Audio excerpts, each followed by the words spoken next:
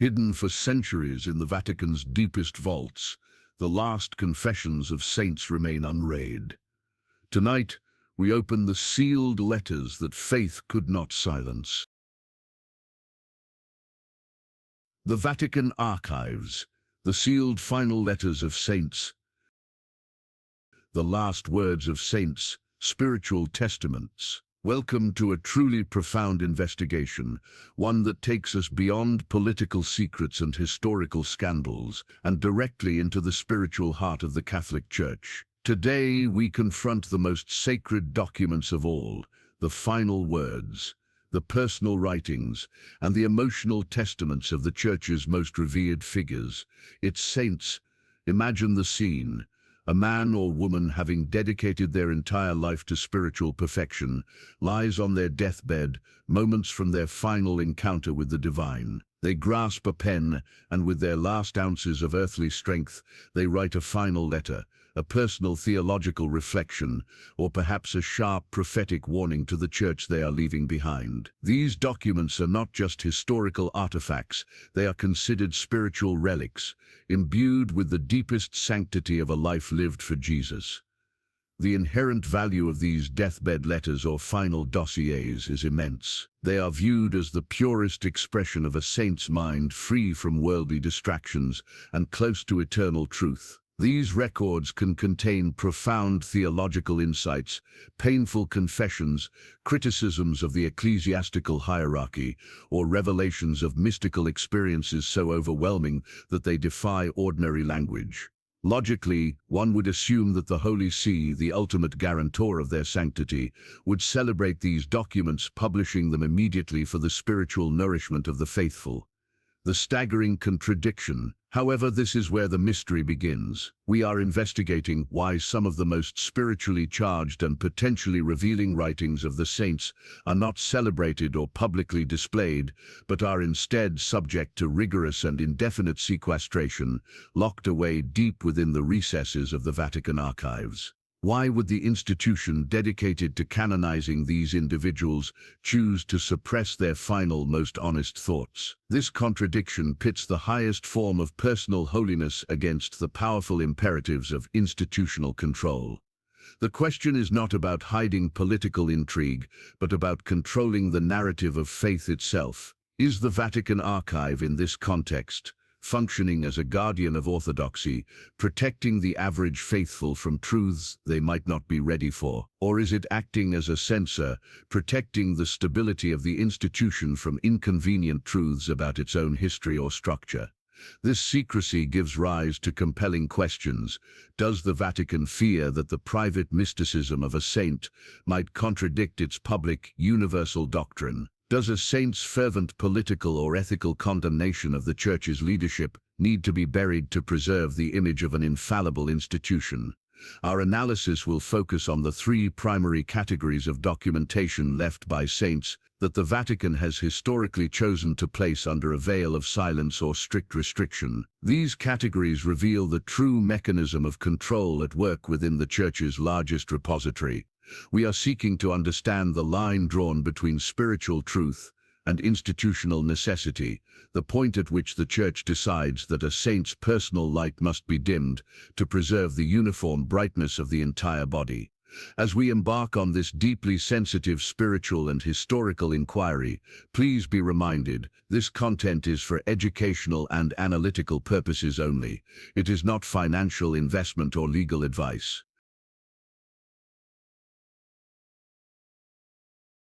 Part 2. Analyzing the Saints' Forbidden Files. Section A. Category 1. Mystical and Theological Revelations. The first and perhaps most spiritually sensitive category of locked documentation concerns the saints' final mystical experiences and personal theological reflections. This includes letters written in the throes of divine ecstasy or during periods of intense spiritual desolation, often containing insights that push the very boundaries of established Catholic dogma.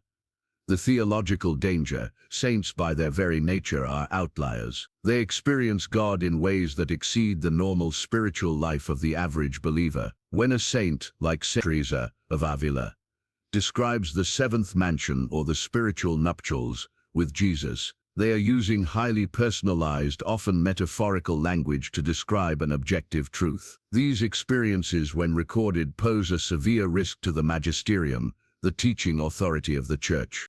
The Church maintains a unified, universal doctrine, accessible to all. If a saint's private revelation suggests a path to salvation or a theological reality that deviates even slightly from the Catechism, it can cause confusion, division, or even lead to localized heresy among devout followers seeking to emulate the saint's exact private experience. The sequestration rationale. Therefore, the Church often chooses to sequester these deeply mystical writings. They are not destroyed, but they are stored under strict academic access rules, filed under headings like the Archivum Secretum of the Holy Office. The purpose is preservation without promulgation, to hold the record of the saint's sanctity while preventing the average faithful from misinterpreting private revelations as universal obligations. The saint is deemed holy, but their specific personal theological insights are deemed too powerful, too subtle, or too complex for the masses. Section B, Category 2, Ethical and Political Condemnations. The second category involves the writings of saints who were also powerful social critics, particularly those who directly challenged the ethical failings or political decisions of the papacy or the College of Cardinals of their time. The example of St. Thomas More. A prime historical example is St. Thomas More, canonized for his martyrdom under King Henry. While his heroic defense of the papacy is celebrated, his final personal correspondence might contain scathing criticisms not only of the English crown but also of the perceived political compromises or moral failings of the papal administration that might have contributed to the English schism. The institutional conflict. When a saint, whose sanctity is beyond reproach, levels a condemnation against the institution itself, it creates an intolerable conflict. The Church celebrates the individual's holiness but cannot easily publicize documents that undermine its own administrative authority or expose past corruption to modern scrutiny. These documents are locked away to maintain institutional stability and to prevent modern critics from using the words of a saint as a weapon against the current hierarchy. The Holy See must protect the office of the papacy, even if it means silencing a saint's honest and historically inconvenient truth. Section C, Category 3, Canonization, Investigation and Doubt. The third, and often the largest body of restricted documentation, relates to the extensive process of canonization. This is the legal and investigative procedure that determines sainthood, and these files are vast and intensely private. The devil's advocate. For centuries, the process involved a promoter of the faith, informally known as the devil's advocate, whose sole job was to vigorously argue against the candidate's sanctity. The files contain all the gathered evidence against the person, accusations of mental instability, unverified miracles, questions about purity of motive, and even medical reports suggesting natural rather than supernatural healing. The need for secrecy. These documents remain heavily restricted, often long after the person is canonized, for two key reasons: procedural integrity and reputational protection. Integrity. The candid nature of the testimonies, often given under religious oath, must be protected to ensure future witnesses are willing to speak freely during similar investigations. Reputation. Once a person is declared a saint, the Church seeks to promote a unified, unblemished image for the faithful, releasing raw, unedited reports detailing every doubt, accusation, or psychological speculation against the saint would only confuse and potentially scandalize the faithful. The true depth of the saint's struggle, the human fragility that makes their eventual sanctity so profound, is often deemed too vulnerable to display publicly. Thus, the forbidden files of the saints are less about shocking discoveries and more about the Church's careful, often pragmatic, control over its own spiritual narrative, prioritizing the clarity of its doctrine and the stability of its authority over the raw, unvarnished truth of its greatest individuals.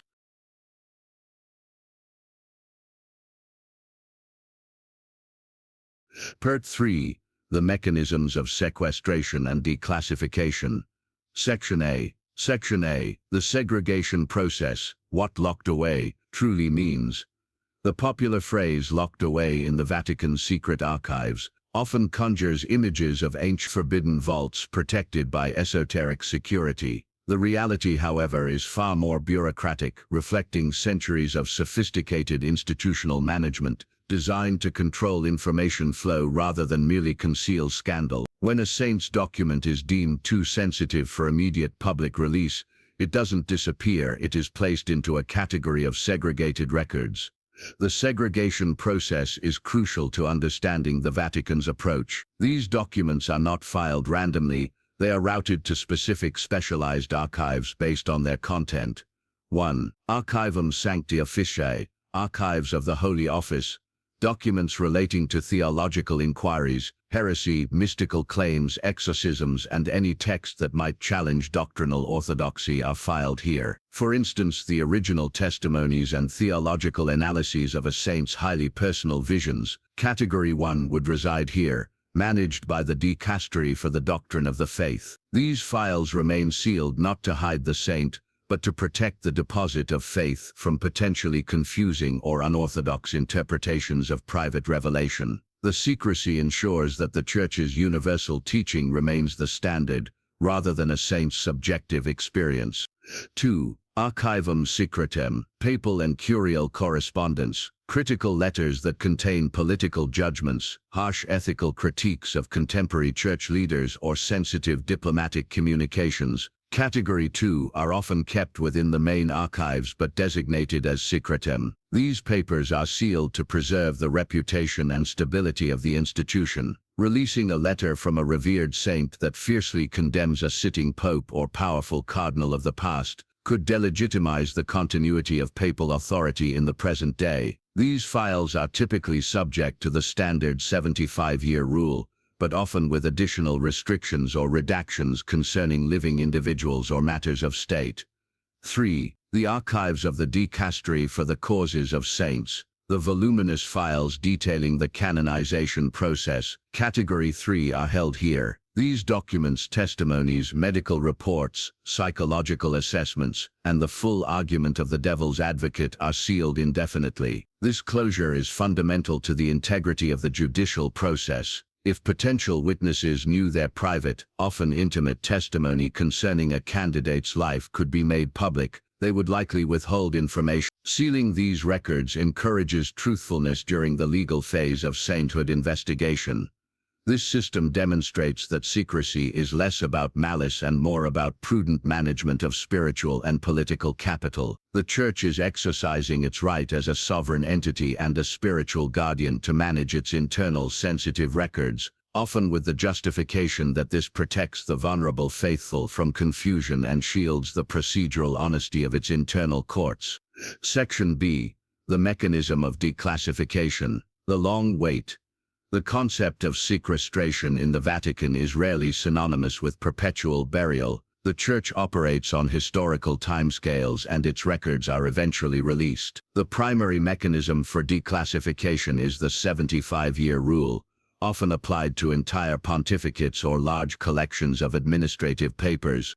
The historical precedent, the gradual release of entire archives, provides strong evidence that the Church values historical truth over permanent concealment. The complete archives of the Roman Inquisition, Toa an die Gott, and the Congregation of the Index, Danshak Sak Kum, which contain some of the most scandalous and controversial documents in Church history, have been systematically processed and opened to scholars.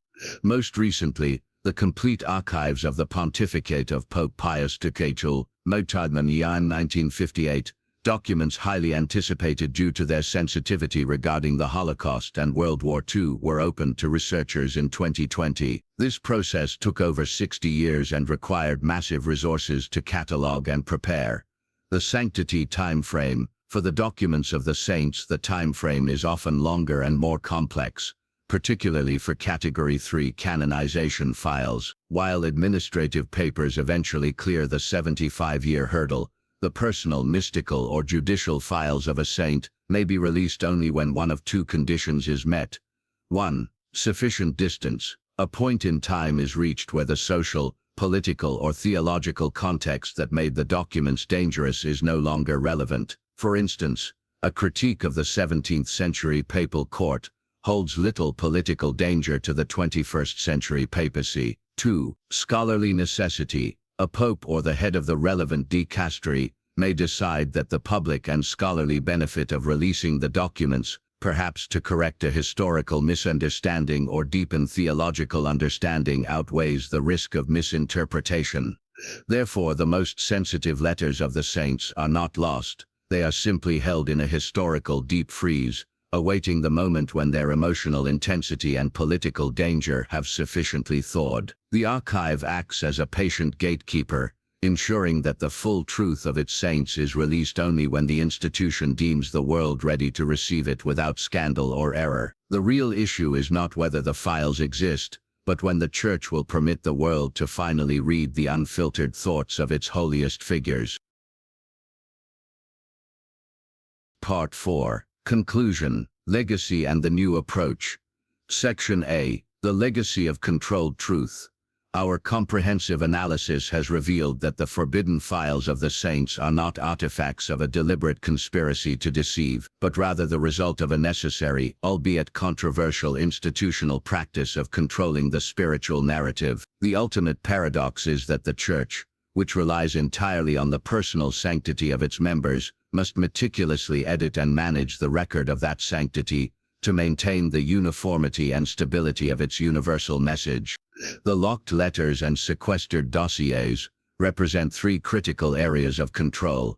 1. Doctrinal control. Category 1. Protecting the universal teaching from the radical subjectivity of personal mysticism. The Church cannot risk turning a saint's unique, unrepeatable encounter with Jesus into a mandatory path for millions of faithful. 2. Institutional control. Category 2. Shielding the administrative papacy from historically damaging, though ethically sound, criticism from its own most holy members. The institution must survive even if its past leaders sometimes failed the moral standards of its saints. 3. Procedural control. Category 3. Maintaining the sanctity and integrity of the canonization process by protecting the confidentiality of the legal proceedings and the vulnerability of the witnesses. In essence, these deathbed letters become a testament to the perpetual tension between the individual prophetic voice and the collective institutional body. The Church reveres the prophet, but manages the prophecy. Section B. Shifting tides and the modern archive. While the strict rules governing the archives of the saints remain firm, the modern era, particularly under the leadership of Popes Benedict XVI and Francis, has shown a clear trajectory toward greater transparency. The very renaming of the archives to the Vatican Apostolic Archives was a calculated move to reduce the popular allure of secrecy and underscore its function as a public resource for serious scholars. Furthermore, the systematic opening of massive, sensitive collections, most notably the archives of Pius XII, demonstrates a commitment to facing historical realities, no matter how uncomfortable. This shift is rooted in the recognition that in the age of instant information and global scrutiny, sustained institutional secrecy is far more damaging to the Church's reputation and credibility than the truth contained within the documents. The Church is slowly acknowledging that historical truth, even in its raw and inconvenient form, ultimately strengthens rather than weakens the faith of the intelligent believer. For the vast body of documents relating to the saints, the hope is that future popes will continue this trend, while Category 3 files canonization will likely remain sealed to protect procedural integrity. The mystical and ethical critiques, Categories 1 and 2, may be gradually released, allowing theologians and historians to gain a fuller, more complex picture of these remarkable figures. This would reveal saints not as flawless icons, but as complex human beings who wrestled profoundly with God and with the imperfections of the institution they served. The legacy of the sealed letters is thus changing. From being symbols of suppression, they are becoming symbols of anticipation, awaiting the day when their unvarnished truth can finally enrich the global Christian conversation without causing unwarranted disruption. What are your thoughts on this profound tension? Do you believe the Vatican is justified in restricting access to the private theological thoughts of its saints to protect the faithful from confusion? Or should all records be released to promote full transparency and a more honest historical view of holiness? Share your unique perspective in the comments below. If this deep dive into the archives and the personal legacies of the saints was meaningful to you, please show your support by clicking like, sharing this video with others interested in church history, and be sure to subscribe to the channel and hit the notification bell. We are dedicated to providing thorough, historically informed analysis. Remember our disclaimer: this content is for educational and analytical purposes only. It is not financial investment or legal advice. Join us next time for another fascinating journey into the secrets of Catholicism.